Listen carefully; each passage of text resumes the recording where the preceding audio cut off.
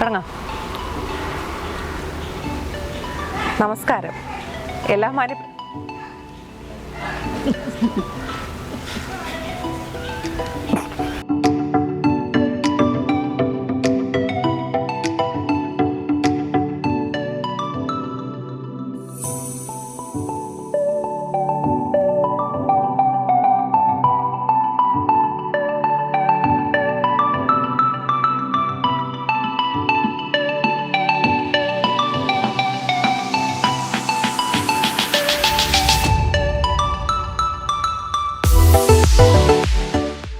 എനിക്കൊരു വിഷമവും തോന്നിയില്ല. വീട്ടില് ഞാൻ പറഞ്ഞിട്ട് സെലീനയല്ലേ ഉള്ളത് മോനെ, നമ്മൾ വിഷമിക്കുന്ന എന്തിനാ വീട്ടുകാരോട് പറഞ്ഞപ്പോ വീട്ടില് മക്കളുടെയൊക്കെ ഒരു പ്രതികരണം എങ്ങനെയായിരുന്നു?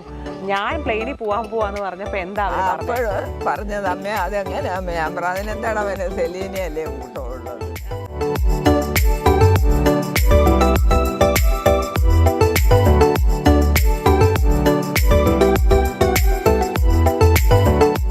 ഇതിപ്പോൾ അവരുടെ യാത്രകളെ പറ്റി മാത്രമാണ് നമ്മളോട് അവരുടെ വിശേഷങ്ങളൊക്കെ പങ്കുവെച്ചത്. ഇതൊന്നും മാത്രമല്ല കേട്ടോ, ഇവർ നല്ല അടിപൊളി കലാകാരികൾ കൂടിയാണ്. അപ്പോൾ ആ മികച്ച കലാപ്രകടനങ്ങളും നമുക്കൊന്ന് കാണണം. അങ്ങനെ ആരും ചിരിച്ച് അങ്ങനെ വേഗം ഓടിപ്പോകുന്നത് വിചാരിക്കേണ്ട. നമുക്ക് എല്ലാ പരിപാടികളും കണ്ടതിന് ശേഷമേ നമ്മൾ പോകുന്നുള്ളൂ.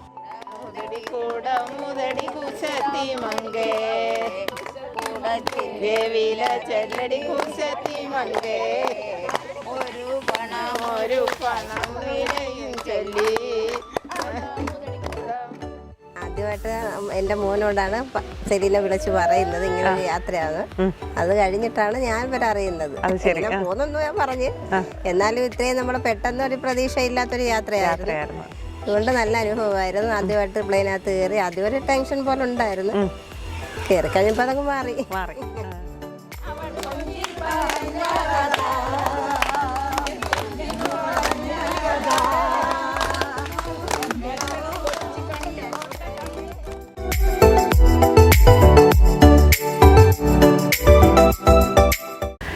നമസ്കാരം. എല്ലാ പ്രേക്ഷകർക്കും കാഴ്ചയിലേക്ക് സ്വാഗതം. ഇന്നിപ്പോൾ ഞാനിവിടെ ഇരിക്കുമ്പോൾ എനിക്കൊപ്പം കുറേ ചേച്ചിമാരും അമ്മമാരും ഒക്കെയുണ്ട്. അപ്പോൾ ഇവരുടെ ചില പ്രത്യേക വിശേഷങ്ങളാണ് നമുക്കിന്ന് പ്രേക്ഷകരുമായിട്ട് പങ്കുവയ്ക്കാനുള്ളത്. അതത്ര ചെറിയ കാര്യമൊന്നും അല്ല കേട്ടോ. വിശേഷങ്ങൾ നമുക്ക് അവരോട് തന്നെ ചോദിച്ചറിയാം.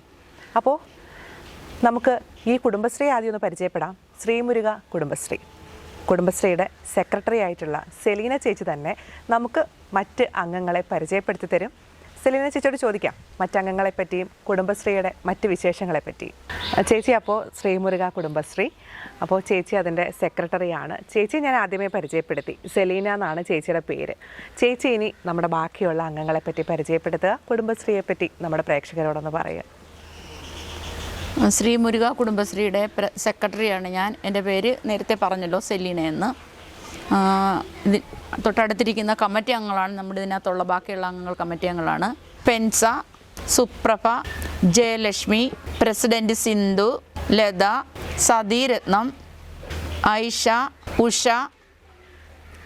മണിയമ്മ. അപ്പോൾ നമ്മുടെ ഈ ശ്രീമുരുക കുടുംബശ്രീയുടെ കുറേയേറെ കാര്യങ്ങൾ ഞാൻ കേട്ടിട്ടുണ്ട്. അപ്പോൾ അതിൽ ചേച്ചിക്ക് ആദ്യം നമുക്കൊരു ഇൻട്രൊഡക്ഷൻ എന്ന വണ്ണം ഈ കുടുംബശ്രീയെ പറ്റി പറയാനുള്ള കാര്യങ്ങളൊന്ന് പറയുമോ? ഓക്കെ.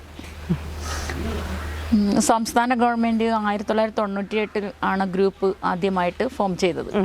അത് കഴിഞ്ഞ് ഏകദേശം ഒരു 3 മാസം കഴിഞ്ഞപ്പോൾ 23/4/1998 ഞങ്ങളുടെ ഗ്രൂപ്പ് ആദ്യമായി തുടക്കം ചെയ്യുന്നത്. അതായത് ഈ കുടുംബശ്രീ എന്ന് പറയുന്ന കുടുംബശ്രീ. അതിൽ ആദ്യത്തെ പ്രസിഡന്റ് ആയിരുന്നു ശ്രീ മണിയമ്മ, സെക്രട്ടറി ഉഷ. അത് ശരി. അവർ 5 വർഷം കഴിഞ്ഞ ശേഷമാണ് പിന്നെ ഞാൻ സെക്രട്ടറിയും, അല്ല ഇടയ്ക്ക് വെച്ച് വേറെ ഐഷയും അനിയും വന്നിട്ടുണ്ടായിരുന്നു പ്രസിഡന്റ്. പിന്നെ അവർ മാറിയ ശേഷമാണ് സിന്ധു, സെലീനയും സെക്രട്ടറിയും പ്രസിഡന്റ് ആയത്. തുടക്കം എന്ന് വെച്ചാൽ ഞങ്ങൾ ആദ്യമായിട്ട് ഒരു അടുക്കളയിൽ നിന്നും അരങ്ങത്തേക്ക് എന്നുവെച്ചാൽ സ്ത്രീകൾ പൊതുവെ എല്ലാവരും അകത്തളത്തിൽ അടുക്കളയിലായിരുന്നല്ലോ. ഇങ്ങനെ പുറത്തിറങ്ങി യാത്ര ചെയ്യുകയോ ബാങ്കിൽ പോവുകയോ സമൂഹവുമായി ബന്ധപ്പെടുകയോ ഒരു മറ്റ് പ്രധാനപ്പെട്ട വിഷയങ്ങളിൽ ഇടപെടുകയൊന്നും ചെയ്യുന്നില്ലായിരുന്നു. ഒരു പോലീസ് സ്റ്റേഷനിൽ പോവുകയോ ഒരു വിഷയങ്ങൾ അഭിസംബോധന ചെയ്യുക അങ്ങനെ ചെയ്യുന്നൊരു സാഹചര്യമല്ലായിരുന്നു. അത്തരം സാഹചര്യത്തിലാണ് കേരളത്തിൽ ഇങ്ങനെ ഒരു സംവിധാനം വരികയും ഒരു സമ്പാദ്യ ശേഖരണം ഉണ്ടാകുന്നതിന് വേണ്ടിയാണ് അവരുടെ പ്രധാന ലക്ഷ്യം. അപ്പോൾ ആ ലക്ഷ്യത്തോടുകൂടി ഞങ്ങളുടെ ഗ്രൂപ്പ് മുമ്പോട്ട് പോയി. ഇപ്പോൾ 25 വർഷം പിന്നിട്ട് ഗ്രൂപ്പ് അന്ന് മുതലേ പൈസ സമ്പാദ്യം വെച്ച് ചെറിയ ബിസിനസ്സുകൾ, ഞങ്ങൾക്ക് കാറ്ററിംഗ് ഒരു യൂണിറ്റ് ഉണ്ടായിരുന്നു. അപ്പം ഈ സുനാമി വന്ന സമയത്ത് അതിൽ നിന്ന് കുറച്ച് ഫണ്ട് സാധനങ്ങളും ഹയറിങ്ങിനൊക്കെ കിട്ടി. അത് വെച്ച് ഞങ്ങൾ സാധനങ്ങളെല്ലാം കൊടുത്ത് ധാരാളം പരിപാടികൾ, പലചരക്ക് ബിസിനസ്, ഈ സാധനങ്ങൾ വാടകയ്ക്ക് കൊടുക്കുന്നത്, പിന്നെ ഏതൊരു ജോലി വന്നാലും ഇപ്പോൾ നമുക്കൊരു ഒരു പുരയിടം ഒന്ന് കിളച്ച് വൃത്തിയാക്കണം, ഞങ്ങളത് ഏറ്റെടുത്ത് കിളക്കുന്ന പൈസ ഞങ്ങൾ സ്വന്തമാക്കും. അതിൽ നമുക്ക് അഭിമാനമായിരുന്നു, അല്ല നമുക്ക് നാണക്കേടൊന്നും ഇല്ലായിരുന്നു. പിന്നെ റോഡ് പണിക്ക് ഞങ്ങൾ നിന്നിട്ടുണ്ട്. പിന്നെ ഞങ്ങൾ ഈ കർക്കിടക മാസം വരുമ്പോൾ ലേഹ്യം മരുന്ന്, പച്ചമരുന്നുകൾ ധാരാളം കിട്ടുന്ന പ്രദേശമാണ്. അപ്പോൾ എൻ്റെ അമ്മയ്ക്ക് ഇതെല്ലാം അറിയാം. ഞങ്ങൾ എല്ലാവരുടെ നിന്ന് അതുണ്ടാക്കി ഇങ്ങനെ കൊടുക്കും. പിന്നെ അച്ചാറുണ്ടാക്കി കൊടുക്കും. പിന്നെ കുറേ ഭക്ഷണം അത്യാവശ്യം ആർക്കെങ്കിലും വേണമെന്നുണ്ടെങ്കിൽ ഒരു 10-25 പേർക്ക് ഭക്ഷണം വേണേ അങ്ങനെ ഉണ്ടാക്കി എല്ലാവരുടെ കൊടുക്കും. അങ്ങനെ കൂട്ടായ പ്രവർത്തനങ്ങൾ ഞങ്ങൾ ചെയ്തു. ഗ്രൂപ്പ് മുമ്പോട്ട് ഇങ്ങനെ പോകുന്നു. അപ്പം ഞങ്ങൾക്കെന്ന് വെച്ചാൽ ഈ കിട്ടുന്ന പൈസ ഞങ്ങൾ സമ്പാദ്യമായിട്ട് വെക്കും. ഈ സമ്പാദ്യം ആൾക്കാർക്ക് അങ്ങോട്ട് ലോൺ കൊടുക്കും. ആന്തരിക വായ്പ എന്ന് പറയും. അത് 1000 രൂപയാണ് ആദ്യം നമ്മൾ സ്റ്റാർട്ടിങ് കൊടുക്കാൻ തുടങ്ങിയത്. 1000 രൂപ എന്ന് വെച്ചാൽ 10 മാസത്തെ ഗ്യാരണ്ടിക്ക് 1 രൂപ പലിശയാണ് കൊടുക്കുന്നത്. 100 രൂപയ്ക്ക് 1 രൂപ പലിശ. അപ്പം 1000 രൂപയ്ക്ക് 100 രൂപ വെച്ച് തിരിച്ചടയ്ക്കും. അങ്ങനെ അടച്ചടച്ച് 2000 എടുത്ത്, പിന്നെ 5000 എടുത്ത്, പിന്നെ 10,000 എടുത്ത്, പിന്നെ 15,000 എടുത്ത്, പിന്നെ ഒരു വ്യക്തി 25,000 എടുത്ത്, ഇപ്പോൾ ഒരു വ്യക്തി 50,000 രൂപ എടുക്കുന്ന ആ തലത്തിൽ വരെ ഞങ്ങൾ എത്തി. സമ്പാദ്യവും ഏകദേശം അപ്പോൾ ആ ഒരു രീതിയിൽ സമ്പാദ്യത്തിലുണ്ട്. പിന്നെ നമുക്കെന്ന് വെച്ചാൽ റിവോൾവിംഗ് ഫണ്ട് പഞ്ചായത്തിൽ നിന്ന് കിട്ടി, ജില്ലയിൽ നിന്ന് കിട്ടി, ബ്ലോക്കിൽ നിന്ന് കിട്ടി, സംസ്ഥാന ഗവൺമെൻറ് നമുക്ക് ലോൺ എടുത്തപ്പോൾ അതിൻ്റെ ഇൻസെൻറ്റീവായിട്ട് പഞ്ചായത്തിൽ നിന്ന് കിട്ടി. ഗവൺമെൻറ്റിൻ്റെ ഫണ്ട് എന്ന് വെച്ചാൽ ലോൺ എടുക്കുമ്പോൾ നമുക്ക് ഒരു സബ്സിഡി എന്നും പറഞ്ഞ് കിട്ടും. അങ്ങനെയല്ല, ഞങ്ങൾ ഏകദേശം ഒരു 7ഓളം ലോൺ 6-7 ലോൺ എടുത്തിട്ടുണ്ട്. സുനാമി സമയത്ത് നമുക്ക് ഫണ്ട് കിട്ടി. സുനാമി സമയത്ത് ഞങ്ങൾക്ക് ഫ്രീ ഒരു ആടിൻ്റെ പ്രോജക്റ്റ് ഉണ്ടായിരുന്നു, അത് ഞങ്ങൾക്ക് കിട്ടി. ഈ പാത്രങ്ങൾ ഇങ്ങനെയുള്ള കിട്ടി. പിന്നെ വിവിധ പരിപാടികൾ ഞങ്ങൾ 5 വർഷമായപ്പോഴത്തേക്ക് നമുക്ക് എന്തെങ്കിലും ഒരു സംവിധാനം വേണമല്ലോ, വാർഷികം ഒന്ന് ആഘോഷിക്കണമല്ലോ. വാർഷികം ആവശ്യമായിട്ട് ഞങ്ങളെല്ലാവരും ഒരുപോലെ ഡ്രസ്സ് എല്ലാം എടുത്ത്, പിന്നെ ക്ഷേത്രത്തിലേക്ക് ഞങ്ങൾ ഒരുപാട് സാധനങ്ങൾ സ്പോൺസർ ചെയ്തിട്ടുണ്ട്. ഞങ്ങളുടെ പൈസ കിട്ടുന്ന വെച്ചാൽ പാത്രങ്ങളും ക്ഷേത്രത്തിലേക്ക് വിളക്കിളക്കാം.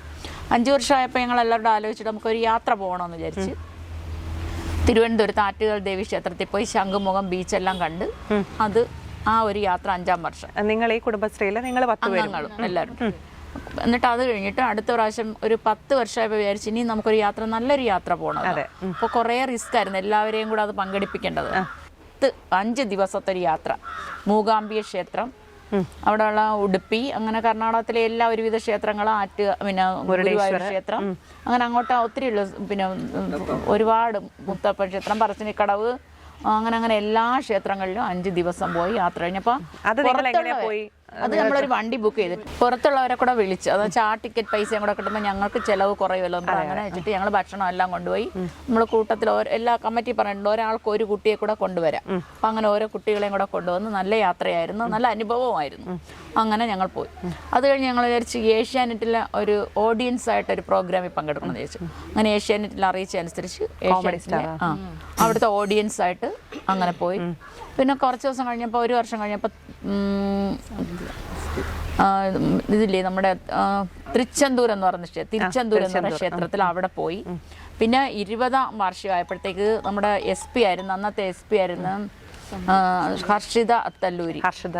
മാഡത്തിനെ പോയി കണ്ടിട്ട് അത് ഭയങ്കര നമ്മൾ സമയപ്പോൾ വരാനൊന്നും പറ്റുന്നില്ല, പക്ഷെ ഞങ്ങൾക്ക് വേണ്ടി വന്ന് നല്ല അടിപൊളി പ്രോഗ്രാം ആയിരുന്നു. 20-ാം വർഷത്തിന് ഞങ്ങൾ നല്ല സൂപ്പർ പ്രോഗ്രാം അറേഞ്ച് ചെയ്ത് ഹർഷിത അത്തല്ലൂരി വിളിച്ച് വലിയ പ്രോഗ്രാം ഒക്കെ ചെയ്ത് അങ്ങനെ. ഇപ്പൊ വിചാരിച്ചത് ഞാൻ എത്രാമത്തെ വർഷമാണ് നിങ്ങൾ? 25 വർഷം. ഈ ഏപ്രിൽ 24 ആകുമ്പോൾ 25 വർഷം. 25 വർഷത്തിലോട്ട് കാൽവെച്ച് നിൽക്കാൻ പോവുകയാണ് ഞങ്ങൾ. അങ്ങനെ ഞാൻ കുറച്ച് പ്രാവശ്യമൊക്കെ 1-2 പ്രാവശ്യമൊക്കെ യാത്ര ചെയ്തിട്ടുണ്ട് ഫ്ലൈറ്റിൽ. അപ്പം എൻ്റെ മനസ്സിലൊരാഗ്രഹം, എന്തുകൊണ്ട് എൻ്റെ ഗ്രൂപ്പിലുള്ളവരെ കൂടെ ഒന്ന് കൊണ്ടുപോയിക്കൂടാ എന്ന് ആഗ്രഹിച്ച്.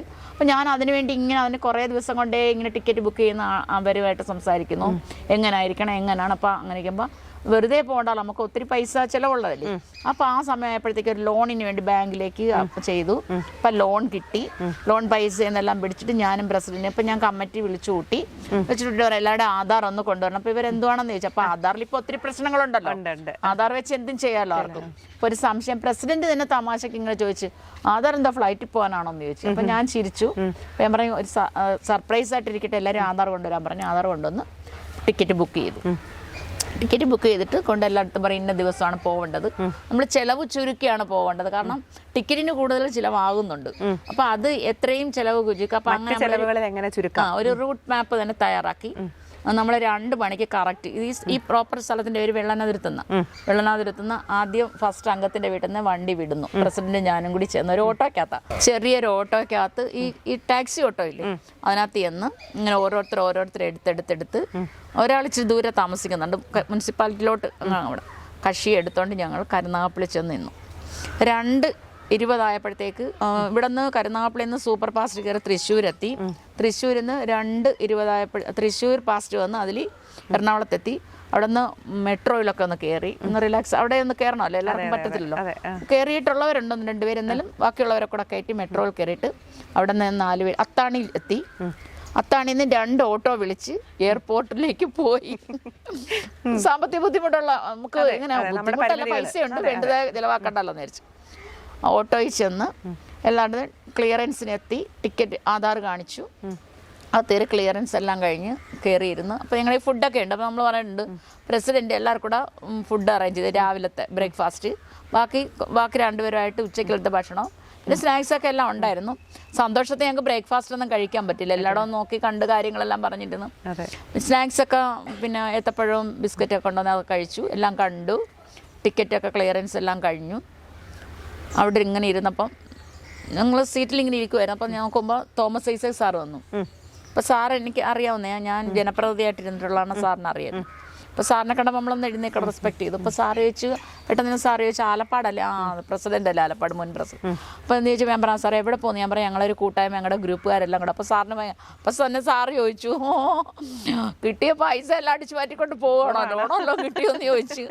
അപ്പം നമുക്ക് പെട്ടെന്ന് തന്നെ ചിരി വന്നു. സംഭവം ലോണും ഉണ്ടല്ലോ നമുക്ക്. ഞാൻ പറഞ്ഞു ലോൺ കിട്ടിയിട്ടുണ്ട്, പക്ഷേ മൊത്തം പൈസ അത് അടിച്ചുകൊണ്ട് പോകുമല്ലോ സാറേ എന്ന് പറഞ്ഞു. ആ പൈസ കൊണ്ടാണ് പോകുന്നതെന്ന് പറഞ്ഞ്. അപ്പോൾ കാര്യം ചോദിച്ചു ഞങ്ങൾ. അപ്പോൾ സാറിന് ഭയങ്കര സന്തോഷം. സാർ അപ്പോൾ അന്ന് DMC എന്ന് വെച്ചാൽ ഈ ഡിസ്ട്രിക്ട് മിഷൻ കോർഡിനേറ്റർ ചാർജ് ആലപ്പുഴയിലുള്ള സാറിനാണ് കൊല്ലത്തെ ചാർജ്. അപ്പോൾ സാറിൻ്റെ ഫ്രണ്ടാണല്ലോ തോമസ് ഐസക് സാർ. സാർ അപ്പം തന്നെ DMC വിളിച്ചു. സാർ അപ്പം തന്നെ ഫേസ്ബുക്കിൽ കുറിച്ചു. അമ്മമാർ 2 പേരുടെ പിടിച്ചെടുത്തുകൊണ്ട് ഫോട്ടോ ഇട്ട്, ഞങ്ങൾ എല്ലാവരും ഫോട്ടോ ഇട്ട്, ഫോട്ടോയൊക്കെ ഞങ്ങളുടെ ഉണ്ട്, ഇഷ്ടംപോലെ ഫോട്ടോ ഉണ്ട്. അങ്ങനെ എല്ലാം ചെയ്ത് കഴിഞ്ഞിട്ട് ഞാൻ എന്നിട്ട് ഇതിനകത്തുള്ളവരുടെ മക്കൾക്കെല്ലാം എയർപോർട്ടിൽ ഇരുന്നുകൊണ്ട് ഫോട്ടോ സെൻഡ് ചെയ്ത് കൊടുത്തു ഞങ്ങളെല്ലാം. അപ്പോൾ അവരൊക്കെ ഞങ്ങളൊരു യാത്ര പോകുന്ന ഒരു സർപ്രൈസ് ആയിട്ട് നിർത്തിയിരിക്കുകയായിരുന്നു. അപ്പോൾ എല്ലാം സന്തോഷമായിരുന്നു എല്ലാവർക്കും. അങ്ങനെയാണ് സാർ പിന്നെ ഫേസ്ബുക്ക് കൊടുത്തനുസരിച്ച് ഞങ്ങൾ അവിടെ നിന്ന് വന്ന് ട്രിവാൻഡ്രത്ത് ലാൻഡ് ചെയ്തു. എയർപോർട്ട് പ്ലെയിനകത്തൊക്കെ വെച്ച് എല്ലാവരും വളരെ സന്തോഷമായിട്ട്, ആർക്കും ഭയമായിട്ടൊന്നും തോന്നിയില്ല. പൊങ്ങുമ്പോഴുള്ള ഒരു ഇതല്ലേ ഉള്ളൂ. ഞാൻ പറഞ്ഞ എല്ലാവരും സന്തോഷം. പിന്നെ ഈ അമ്മമാരുണ്ട്, എനിക്കൊരു വിഷമമുണ്ട്, അവർ നല്ല ഹാപ്പി ആയിട്ട് നമുക്ക് അവരോട് തന്നെ അത് ചോദിക്കാം.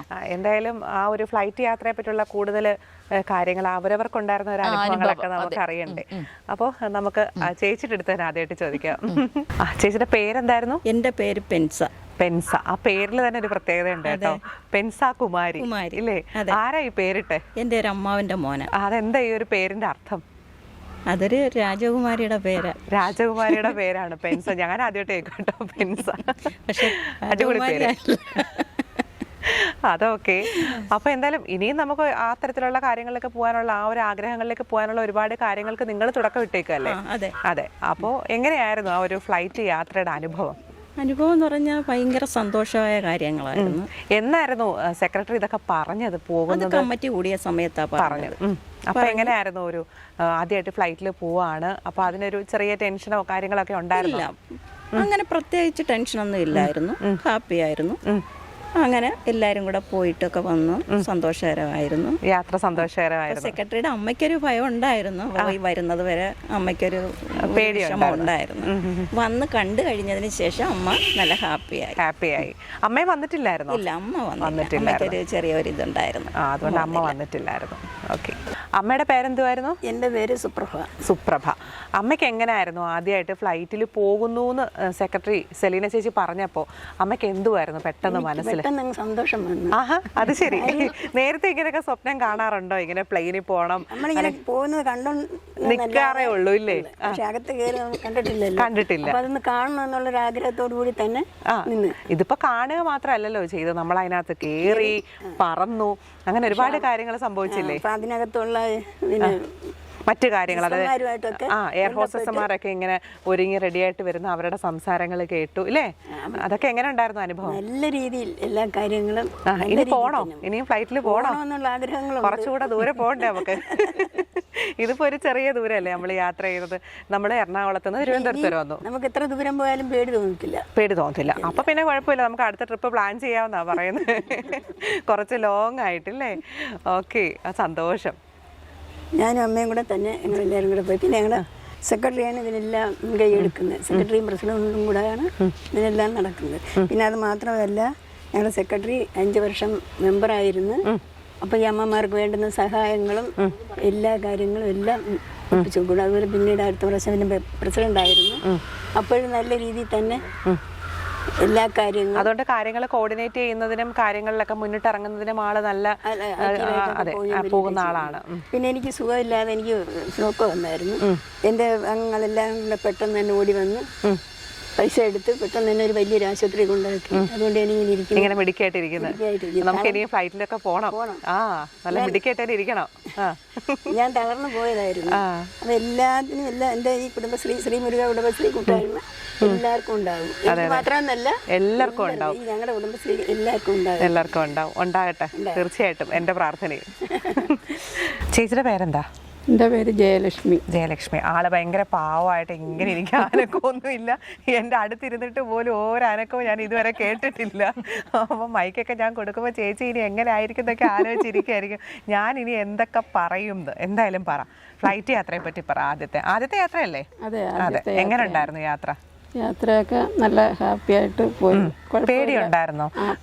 കയറി കഴിയുമ്പോൾ എങ്ങനെ ആയിരിക്കും, നമുക്ക് എന്തെങ്കിലും ബുദ്ധിമുട്ട് തോന്നുമോ എന്നൊക്കെയുള്ള ടെൻഷൻ ഉണ്ടായിരുന്നു? ഇച്ചിരി ടെൻഷനും പേടിയൊക്കെ ഉണ്ടായിരുന്നു. പക്ഷെ കയറി കഴിഞ്ഞപ്പോൾ എല്ലാം മാറി.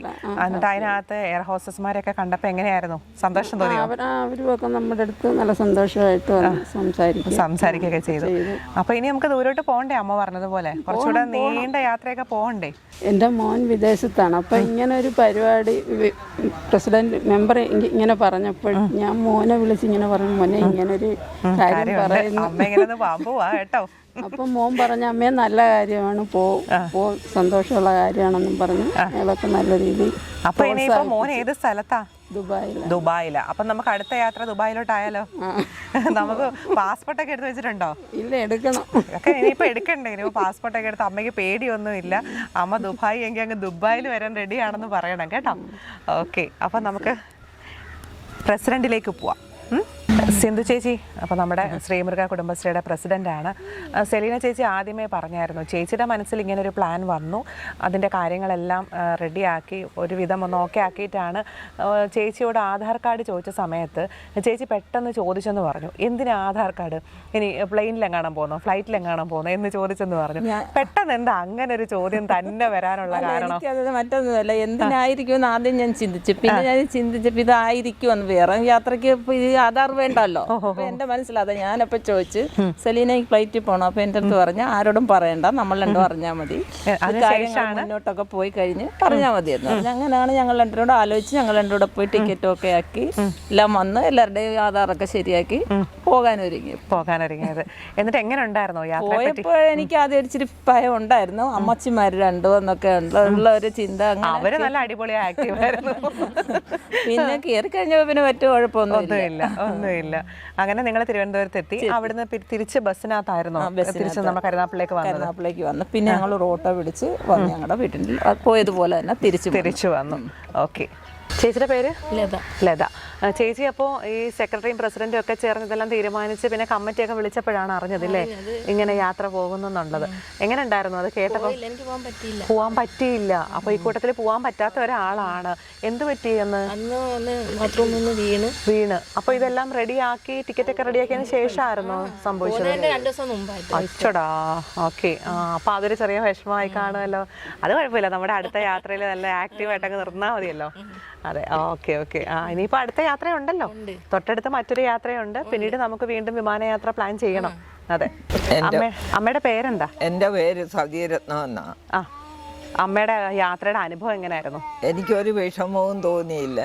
വീട്ടില് ഞാൻ പറഞ്ഞിട്ട് സെലീനയല്ലേ ഉള്ളത് മോനെ, നമ്മൾ വിഷമിക്കുന്നത് എന്തിനാ അത് തന്നെ വീട്ടുകാരോട് വീട്ടിൽ ചെന്ന് പറഞ്ഞപ്പോ വീട്ടില് മക്കളുടെയൊക്കെ ഒരു പ്രതികരണം എങ്ങനെയായിരുന്നു?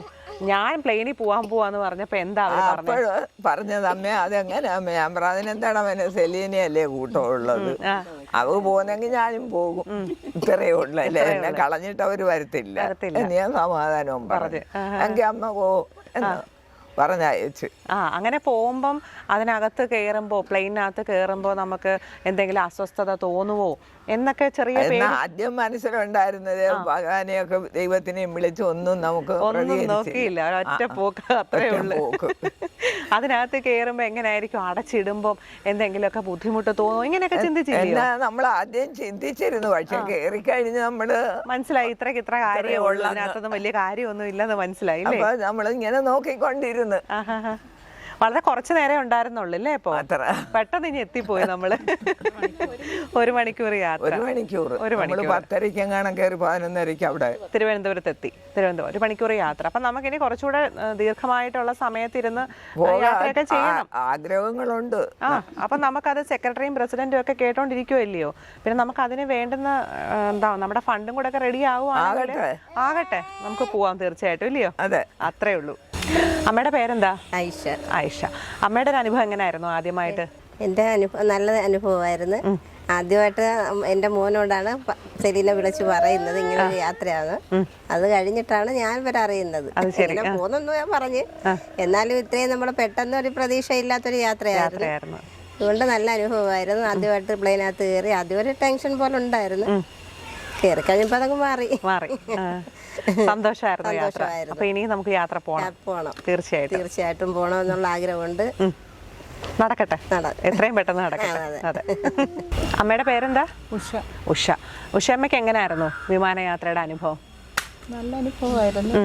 പ്രത്യേകിച്ച് കുഴപ്പമൊന്നുമില്ല. അപ്പം നേരത്തെ തന്നെ വിചാരിച്ച് കയറുമ്പോഴേ ബുദ്ധിമുട്ടുണ്ടാകുമെന്ന് പിള്ളേരിങ്ങനെ പറഞ്ഞിട്ടുണ്ടായിരുന്നു. എന്നാലും നമ്മൾ കയറിയപ്പോഴും ഒരു കുഴപ്പമില്ല, അങ്ങനെ ബുദ്ധിമുട്ടൊന്നും തോന്നിയില്ല, ഒരു കുഴപ്പവും തോന്നിയില്ല. സന്തോഷമായിട്ട് വളരെ രസകരമായിട്ട് നിങ്ങൾ തിരുവനന്തപുരത്ത് എത്തി. ലുലുവിലൊക്കെ കയറി. ലുലുവിലൊക്കെ പോയോ? അത് ശരി. എന്നിട്ട് ലുലുവിൽ കയറി എല്ലാം കുറെ പർച്ചേസിംഗ് ഒക്കെ നടത്തി തിരിച്ചു വന്ന് ഞങ്ങൾ ഭക്ഷണം കഴിച്ചിട്ട് ബസ്സിന് സൂപ്പർ ബസ്സിന് കയറി കരുനാഗപ്പള്ളി വന്നു. അവിടുന്ന് ഓട്ടോയിൽ നമ്മുടെ സ്ഥലത്തെത്തി. അതെ.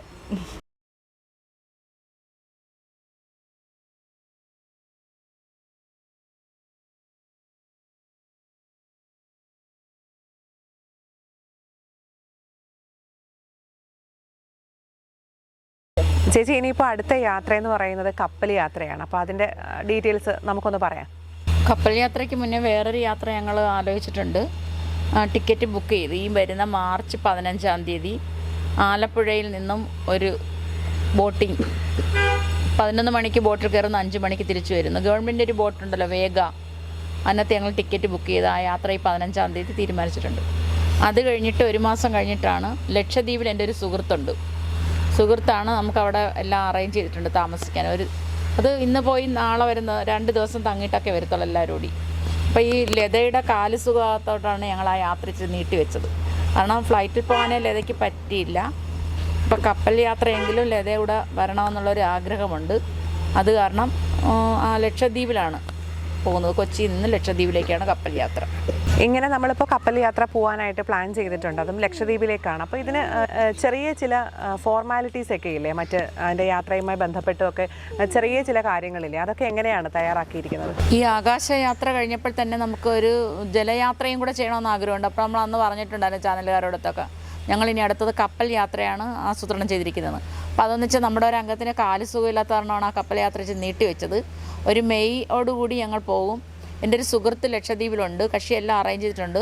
കൊച്ചിയിൽ നിന്ന് നമ്മൾ കപ്പലിൽ ചെല്ലുകയും അവിടെ നിന്ന് ബോട്ടിൽ പോകാനും ലക്ഷദ്വീപിൽ താമസിക്കാനും എല്ലാ സൗകര്യങ്ങളും കക്ഷി അറേഞ്ച് ചെയ്തിട്ടുണ്ട്. അപ്പോൾ ആ ഒരു സന്തോഷം നമുക്ക് അങ്ങനെ ഒരാളുള്ളത് കാരണം നമുക്ക് വളരെ സൗകര്യമാണ്. അങ്ങനെ പോകാൻ വേണ്ടിയാണ് നമ്മൾ തയ്യാറെടുത്തിരിക്കുന്നത്.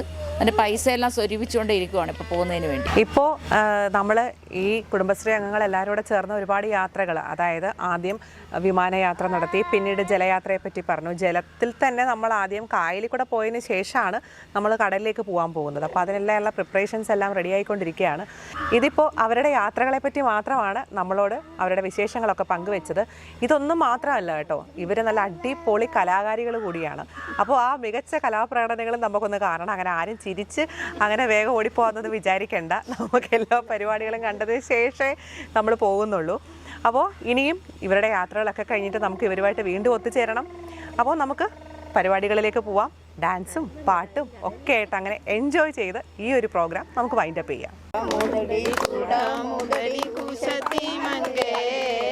കൂടത്തിന്റെ വില ചെല്ലടി കുശത്തി മങ്കേ കൂടമൊരു കൂടമുതടി കുശത്തി മങ്കേ കൂടത്തിന്റെ വില ചെല്ലടി കുശത്തി മങ്കേ ഒരു പണം വിലയും ചൊല്ലി കൂടമുതടി കുശത്തി മങ്കേ വില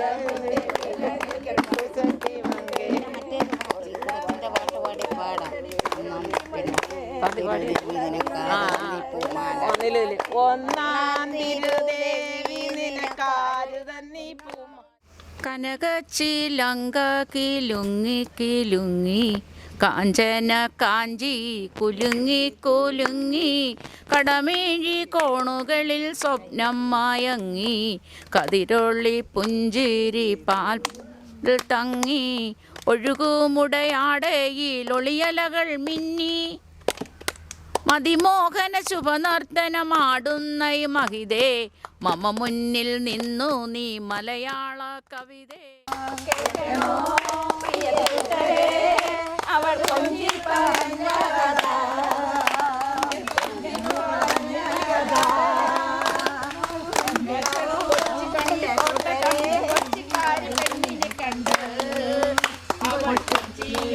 മുഖം കണ്ട്